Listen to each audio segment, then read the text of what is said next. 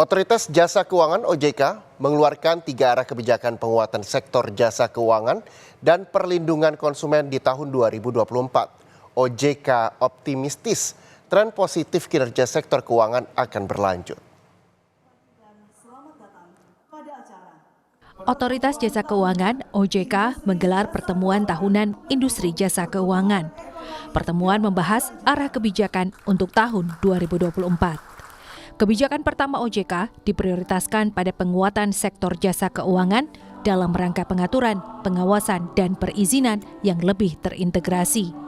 Kebijakan kedua berfokus pada peningkatan daya saing sektor jasa keuangan dan pendalaman pasar keuangan dalam rangka mendorong pertumbuhan ekonomi nasional yang inklusif dan berkelanjutan. Sementara kebijakan ketiga berupaya meningkatkan kepercayaan masyarakat dan investor terhadap sektor jasa keuangan.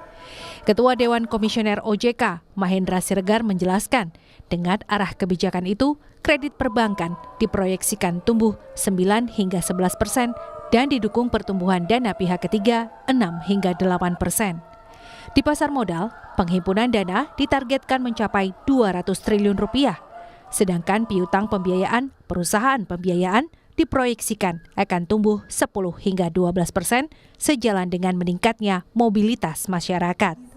Selain itu, aset sektor asuransi diperkirakan tumbuh 4 hingga 6% di tengah program reformasi yang dilakukan OJK. Aset dana pensiun juga diperkirakan tumbuh 10 hingga 12%. Sementara aset penjamin diperkirakan tumbuh 9 hingga 11%. Untuk mencapai target itu, dibutuhkan kerjasama, koordinasi, dan sinergi positif antara pemerintah, otoritas moneter, industri jasa keuangan, para pelaku usaha, masyarakat, serta pemangku kepentingan lainnya. OJK konsisten mengoptimalisasi sektor jasa keuangan menjadi penggerak roda perekonomian, terutama dalam mendukung revitalisasi industri, serta menyediakan pembiayaan bagi industri bernilai tambah tinggi, sumber pertumbuhan ekonomi baru dan berkelanjutan. Kami mempercepat perluasan dan kemudahan akses keuangan bagi pelaku UMKM dan sektor produktif, mengoptimalisasi potensi ekonomi dan akses keuangan desa, serta meningkatkan inklusi secara masif, merata dan berkelanjutan, dengan menggiatkan program edukasi dan literasi keuangan, termasuk kecakapan keuangan syariah. Presiden Joko Widodo mengapresiasi OJK dan kerjasama seluruh pihak dalam memajukan dan mewujudkan resiliensi industri jasa keuangan Indonesia.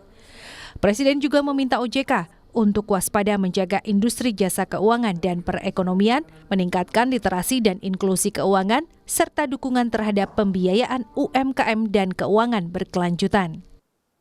OJK harus terus memperkuat inklusi dan literasi keuangan. Ini catatan saya di sini, tingkat inklusi keuangan kita di angka 75% dan tingkat literasi keuangan kita masih di angka 65% di 2023. Dan yang tidak kalah pentingnya, dukungan kita terhadap UMKM melalui perbankan dan asuransi. Kredit perbankan untuk UMKM saat ini masih di angka 19%. Ini perlu sebuah terobosan. Dalam pertemuan ini, OJK meluncurkan taksonomi keuangan berkelanjutan Indonesia. Program ini merupakan klasifikasi aktivitas ekonomi untuk mendukung upaya dan tujuan pembangunan berkelanjutan Indonesia yang menyeimbangkan aspek ekonomi, lingkungan hidup, dan sosial.